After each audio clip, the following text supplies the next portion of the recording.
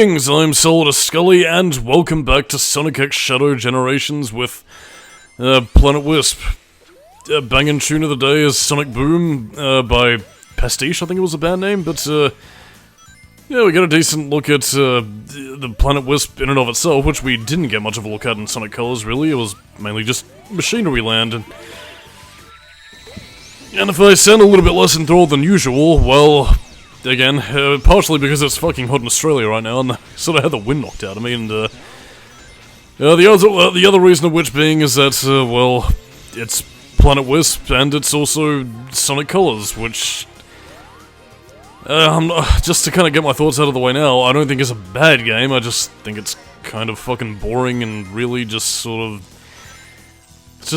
really, and you're gonna be seeing why I think that as we get into the design here, or if you can already see already, because, you wanna know what Sonic Colors was mainly noted for? You know, apart from being the game that it saved the Sonic series circa 2010? Well, it's mainly known for just basic bitch platformer gameplay and puzzle gimmicks. In this case, utilizing the Wisps, which basically sort of interrupt your banging tunes with Wisp do-do-do-do-do-do-do-do. And, you know, just sort of solving tertiary puzzles that are about as interesting as staring at grass growing, or that wall paint that takes a while to dry, and let me tell you, it's just kind of, really.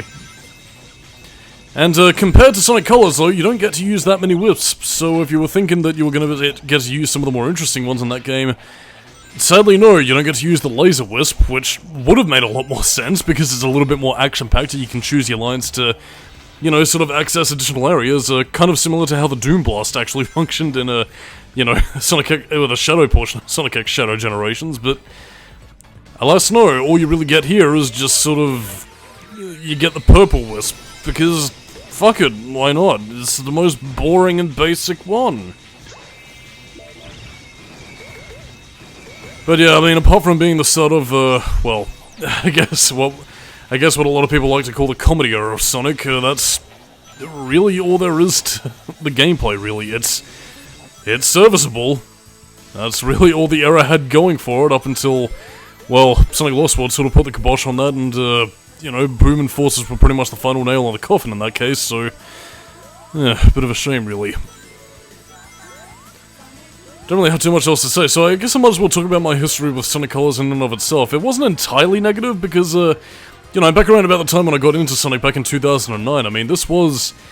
I didn't pick it up at time of release, because, you know, I was still sort of going through, like, a bunch of different other games and trying to experiment, so I didn't get into Sonic Colors until late. I mainly was able to play this thanks to my sister's Nintendo Wii that she had in the time, and I was sort of borrowing it without her noticing, so, I would have gotten in trouble for that.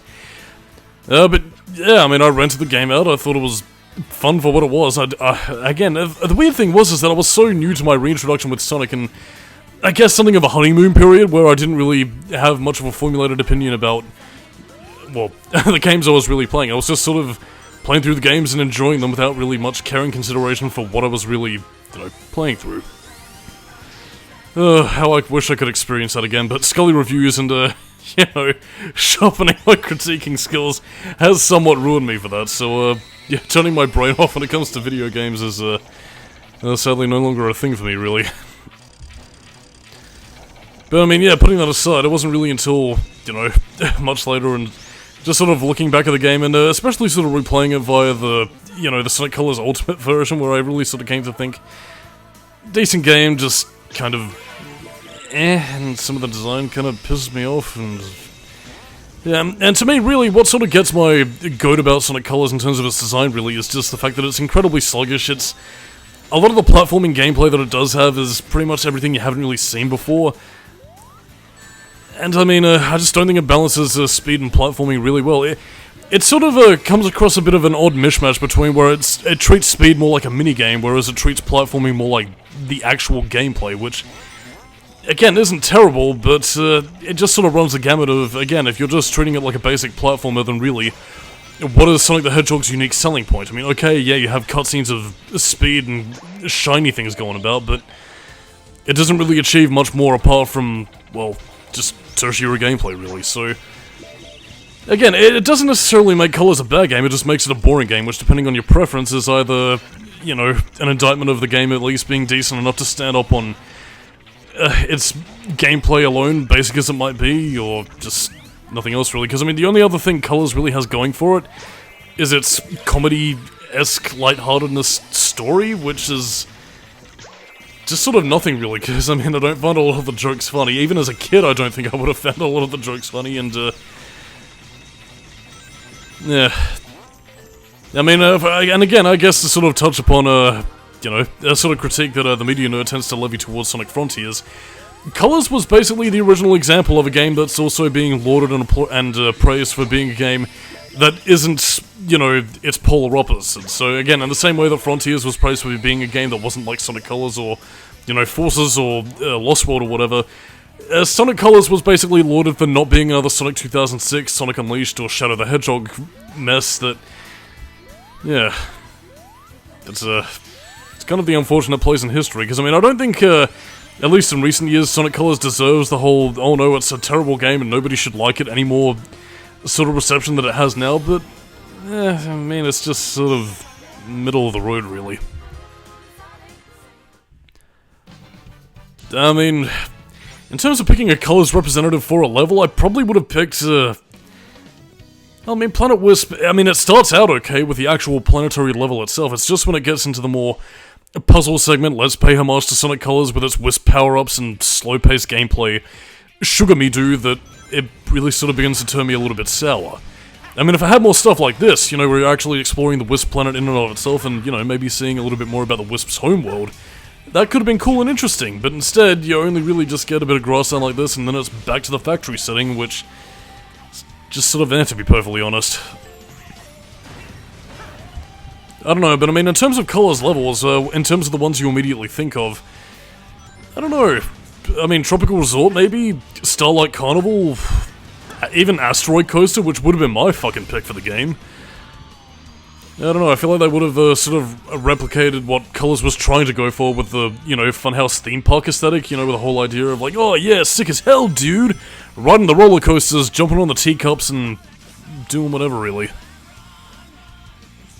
Oh no, I don't have enough speed! And I failed!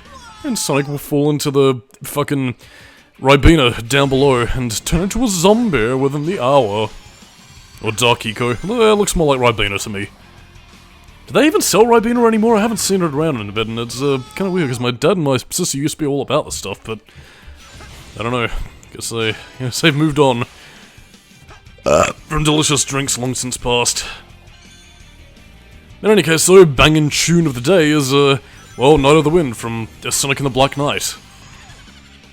Again, bit of a shame that those two games didn't get a representative in Generations, and, well, I mean, again, I guess possibly for the same reason of voice actors / well, reception and controls of those games. It is a bit of a shame that they never thought to rejig the storybook games into, you know, actual games that don't just require constantly moving forward and waggling your Wiimote around. I mean, out of the Sonic games that I felt like could have actually used a sort of, like, remake, reimagining kind of thing, I don't know, Secret Rings and Black Knight would have been it, because, I mean, in terms of art design, you know, in terms of soundtracks, and at least a lot of their presentation, I mean, it's some pretty fucking great looking games. It's just that, whew, that gameplay. It's one of the more unfortunate victims I find of the everything in the kitchen sink era of Sonic, but what are you gonna do? In terms of, getting back on topic to the actual Planet Wisp gameplay, if you're expecting modern Sonic to be anything more 3D, well, no, because this is pretty much an accurate representation of Sonic Colors right here. Slow-paced, boring platforming shite with Rocket Wisp. Whoopee. So yeah, I mean, I'm finding myself struggling with things to say, which is why I'm sort of talking about other Sonic games at this stage, but yeah, this is about all you're getting in terms of me and Sonic Colors, really. It's, yeah. And I mean, to be perfectly honest, again, one of the things that I did at least find a little bit more egregious about the preceding, you know, comedy era of Sonic from, you know, the 2010s is that, again, regardless of what you could say about the games being terrible or bad or whatever, one of the biggest egregious things to say about them is that they were fucking boring, really.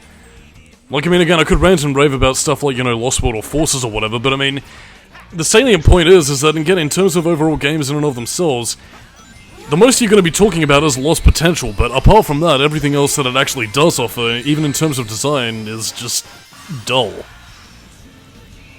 Which, I mean, again, is part of the reason why even a lot of the articles saying where Sonic went wrong, you know, by the time Sonic Boom and Lost World had returned Sonic's reputation to Sonic was never good or whatever, it was primarily just, oh, what went wrong with Sonic? Oh, well, it was Sonic 2006, and let's have a cheeky tee-hee hoddle-ha at, you know, the Sonic movie design, and then Sonic Boom and Forces as extensions of 06, even though they fixed all the problems with that.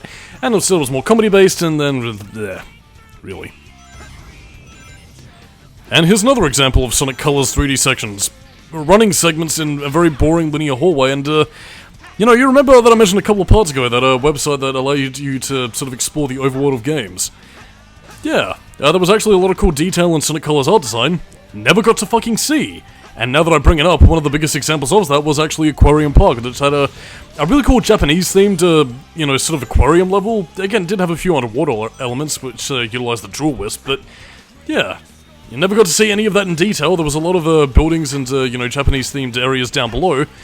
Never got to see hide nor hair of it. It would have been quite cool to explore in Generations, or maybe a more exploratory 3D game, but alas, we can't have all the things that we want. Oh dear, it's still fucking going. And yes, another problem with the Generations version, and why I say the game loses steam right around here, is because of the fact that the game does also sort of revert to Sonic Heroes syndrome, where levels tend to go on for like 7 through to like 15 fucking minutes, and by the time you're finished with all that, you just want the level to end, because you're completely fucking bored, and then you're just let down by everything, including the Chaos Armor Doodles! So yeah, you're really just sort of going on hoping that your banging tunes can sustain your joy of the level.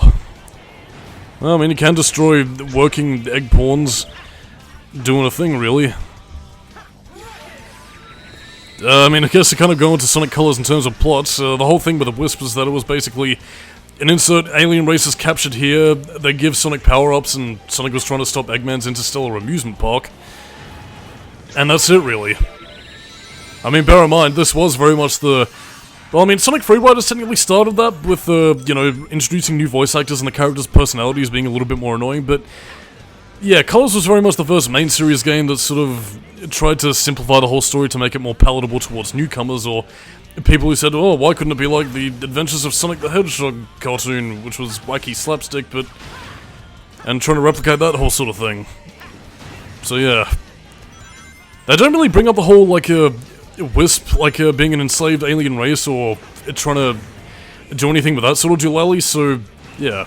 Kind of weird, really. And they don't even bring that up in any of the later games at all. Like, they bring it up in Forces in the sense that they're basically weapon power-ups and on Earth for some reason, but they don't really bring any of it back or develop the Wisps in any meaningful way, so really it's just sort of...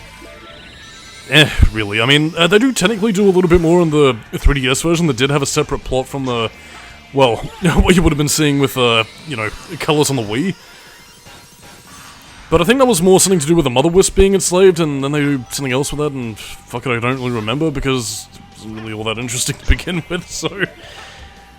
Yeah, there's Sonic Colors, with its epitaph on its tombstone. It sure is a game, but it's not very interesting. Yeah, I do apologize that this part has me a little bit out of energy, but don't worry, we do have an exciting thing coming up just as soon as we've completed this trash compactor area right here. As we move on to our next rival battle. Fare thee well, Planet Wisp, we'll never see you again. Except for Team Sonic Racing. But I'm not playing that game, so fuck that.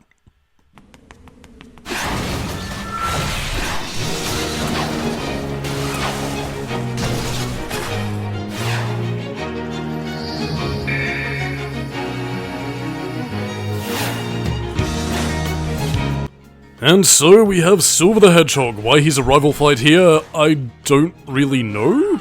I mean, I guess I wanted to include him for, you know, posterity's sake, I guess, but...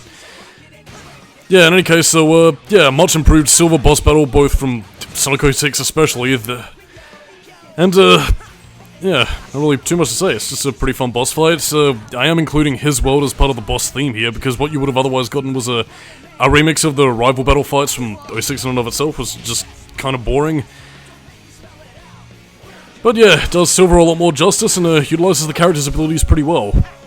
Kind of a shame we haven't really seen Silver playable in any other games, but Ah, well, that's neither here nor there in this case. The only other thing to really talk about, apart from, you know, Silver making really good use out of, you know, his psychic powers, is his voice actor. Yeah, he was one of the voice actors that ended up getting replaced with the Sonic X Shadow Generations version, and he's now voiced by Bryce Papenbrook, who... I really didn't like his performance in Team Sonic Racing, and, I don't know. It's not a bad voice actor, it's just that I feel like the voice he uses for Silver is pretty much the same one I hear him use in a lot of his anime and voice acting work. I mean, to put it this way, he sounds way too similar to his fucking Kirito character that he voices in Sword Art Online, and, yeah, it's, I don't know. I have no idea why the hell they got rid of Quinton Flynn. I guess maybe he might have been too expensive or wasn't available, but... Yeah, sorry, Quinton Flynn. Definitive Silver voice for me. No disrespect to Pete Capella, but, I don't know. Quinton Flynn. He wins my heart. But in any case, so all that aside, Silver tries to crush you with a giant fuck-off rollerball, and really you just gotta boost away. And bada bing, you do the thing as you try and avoid his, crushing pillars. And before I sign off, yeah, I just want to say, Crush 40's version of his world, much better track than the Zebrahead version in my opinion, so yeah, kind of a shame that's not included. But in any case, I'm Solidus-Skully, keep it new metal, and next time on the Sonic X Shadow Generations commentary, well, we're gonna finish the game off. Catch you later.